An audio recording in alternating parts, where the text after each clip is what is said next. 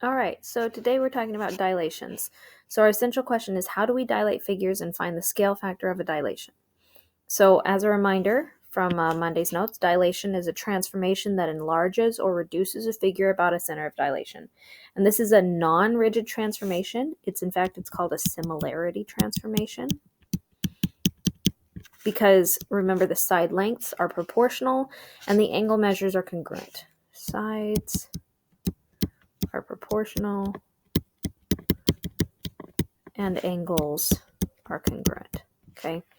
All right. So when you create a dilation, you create it using a center of dilation and a scale factor. And the scale factor can determine whether your dilation is going to be enlarged or reduced.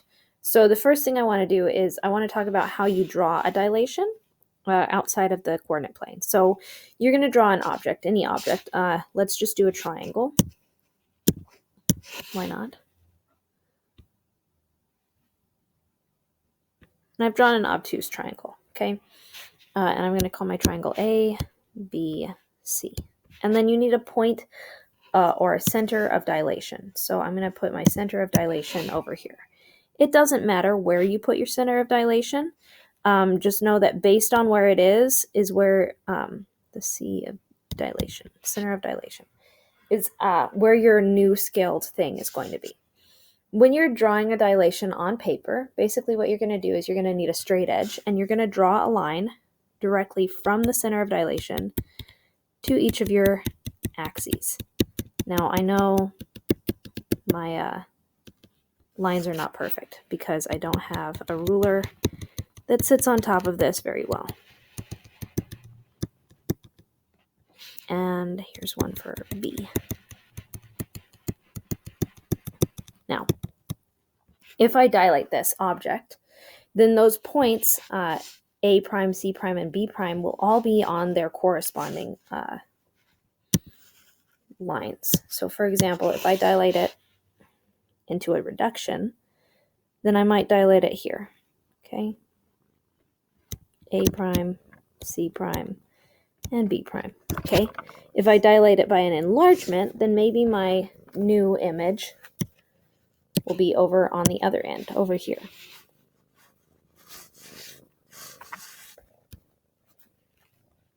Oops.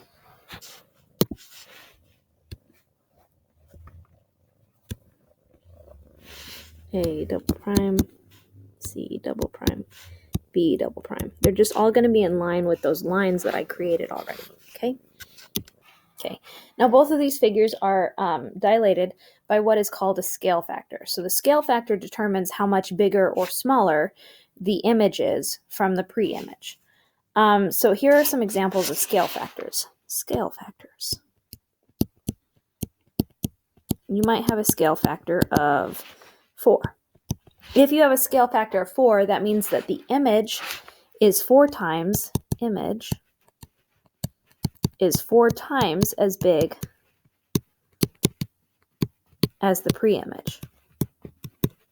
Okay. This also means that the image is going to be bigger than the original. Okay. Maybe you have a scale factor of 1/2. This means the image is 1/2 as big as the pre-image, which this time means that the image is going to be smaller. Okay. Your scale factor might also be as a decimal. So maybe you've got a scale factor of 3.6. This means that the image is 3.6 times as big, so on and so forth. Okay, and then your scale factor can also be in the form of percentage. So maybe you're going to have 20%. This means the image is 20%.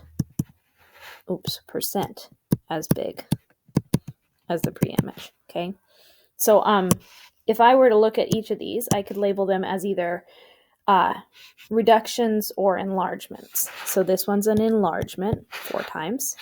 1/2 is a reduction. 3.6 is an enlargement. 20% is a reduction, because 20% is less than 100%, and 100% is if you went and drew exactly the same thing on there. Okay.